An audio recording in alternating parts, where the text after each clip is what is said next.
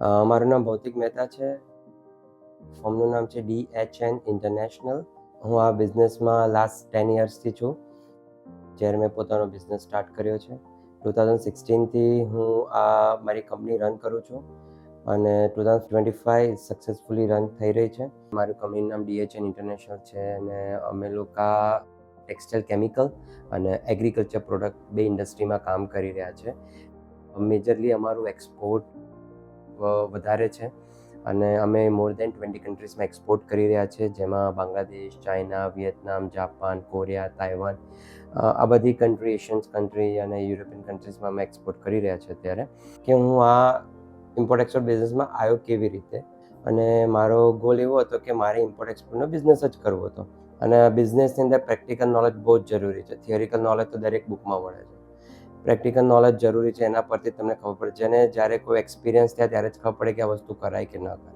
એવી રીતે જ મેં આ ઇમ્પોર્ટ એક્સપોર્ટનો કોર્સ માટે તપાસ કરી અને મેં મારા રિલેટિવ, કઝિન, ફ્રેન્ડ્સ બધાને ઇન્ફોર્મ કર્યો. ત્યારે મને મારા રિલેટિવ IIM કરીને છે, જે આ ટાઈપનો કોર્સ થાય છે, તમે એકવાર મળી લો એમને જઈને. 1 મહિનાનો જે કોર્સ હતો ને, એની અંદર મેં ઘણું બધું શીખ્યો, ઘણું બધું જાણ્યું અને એમને બધું જ મને પ્રેક્ટિકલ કરાવડાવ્યું. બધા છોકરાઓ તો બધાને પણ પ્રેક્ટિકલ જ કરાવડાવ્યું. એના પછી પણ નવા ચેલેન્જીસ તો આવતા જ હતા, પણ એમનું ગાઈડ મને બહુ જ સારું હતું, કેમ કે મને લાઈફ ટાઈમ મને ગાઈડની એમને ગેરંટી આપી હતી.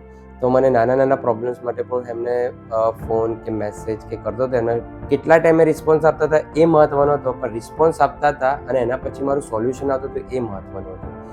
એટલે એને પરથી મને એમની પર બહુ ટ્રસ્ટ બેઠો હતો. એ બધી વસ્તુ જ્યારે અમે લોકો શીખ્યા, ત્યાર પછી સૌથી પહેલો ઓર્ડર અમને ચાઇનાથી મળ્યો હતો અને ચાઇનાથી મને 100 ટન્સનો ઓર્ડર મળ્યો હતો. અને ત્યારે ઇન્ડિયાથી અમે ચાઇના એક્સપોર્ટ કરતા હતા.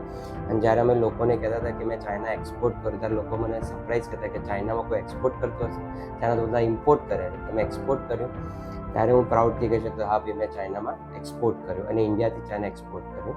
તો એ ટાઈમે મારી જે આખી સાયકલ જ્યારે હું કમ્પ્લીટ કરવાની, ત્યારે અમે લોકો સ્ટાર્ટ કર્યું. ત્યારે માલ ભરાયો, ડિસ્પેચ કર્યા પછી સપ્લાયરના ત્યાંથી માલ નીકળીને પોર્ટ પર પહોંચ્યો. પોર્ટ પરથી અમે શું ડોક્યુમેન્ટ્સ આપવાના, પ્રી શિપમેન્ટ ડોક્યુમેન્ટ્સ આપવાના, શિપિંગ બિલ ચેક કરવાનું, ચેકલિસ્ટ જોવાનું, ઇસ્યુ કરાવવાની, પછી ગોડાઉને માલ પહોંચ્યો, ટ્રાન્સફર કન્ટેનરમાં કરાવવાનું, કન્ટેનર અલોટ કરવાનું.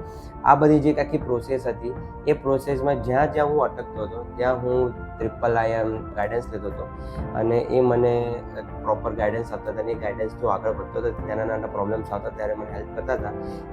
એ મને છે એક બ્રિજનું કામ કરતા હતા કે એક જગ્યાથી બીજી જગ્યાએ માલ પહોંચવા માટે જ્યાં પ્રોબ્લેમ આવે. પછી મારો એક ખાસ મેસેજ દરેકને છે કે ઇમ્પોર્ટ એક્સપોર્ટનો કોર્સ કરવો બહુ જ જરૂરી છે.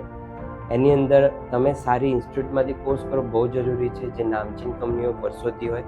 આ જે બીજા બધા કોર્સ જે કરીને આવે છે, એની અંદર સૌથી વધારે પ્રોબ્લેમ શું છે, બહાર કેવી રીતે ગોતવા. તો બહાર કેવી રીતે ગોતવા કે ગૂગલ પર લખો બહાર આ પ્રોડક્ટના બહાર જોઈએ છે, ઇઝી બહાર મળતા નથી. એમાં તમારે લોકો બીજો એવો ગાઈડ આપે છે કે ભાઈ તમે ડેટા મંગાવી લો, જે હવે માર્કેટ દરેક જગ્યાએ અવેલેબલ છે, કે ડેટા મંગાવી તમે કોલિંગ કરો, કે આ પ્રોસેસ તદ્દન ખોટી છે. બરાબર. એની અંદર આ તમે ડેટા મંગાવી લો તો તમને એવું લાગે છે કે દુનિયા એટલાની અંદર સીમિત હોય છે, પણ દુનિયા એનાથી મોટી છે. ભવિષ્યમાં ઇન્ડિયામાં બહુ જ ઓપોર્ચ્યુનિટીઝ ઓપન થવાની છે, કેમ કે ઇન્ડિયામાં લોકો મેન્યુફેક્ચરિંગ કરતા થઈ ગયા છે. ઇન્ડિયામાં અત્યારે લોકો સારું માર્કેટિંગ કરી રહ્યા છે, ડિજિટલ માર્કેટિંગ, AIનો ઉપયોગ કરીને ઘણા આગળ આવી રહ્યા છે અને દરેક જગ્યાએ ઓપોર્ચ્યુનિટી ઓપન થઈ રહી છે. ઇન્ડિયામાં હવે ઇન્ડિયા મેક ઇન ઇન્ડિયા થઈ ગયું છે. એ લોકોનું અવેરનેસ આવી ગઈ છે. ગવર્મેન્ટ ઘણા સારા બેનિફિટ્સ પ્રોવાઈડ કરી રહ્યા છે. તો આ બધી વસ્તુનું બેઝિક નોલેજ તમને હોવું બહુ જ જરૂરી છે અને માર્કેટમાં પણ તમારું સ્ટેન્ડ રહેવું પણ બહુ જરૂરી છે. મારો એક ખાસ મેસેજ દરેકને છે કે ઇમ્પોર્ટ એક્સપોર્ટનો કોર્સ કરવો બહુ જ જરૂરી છે.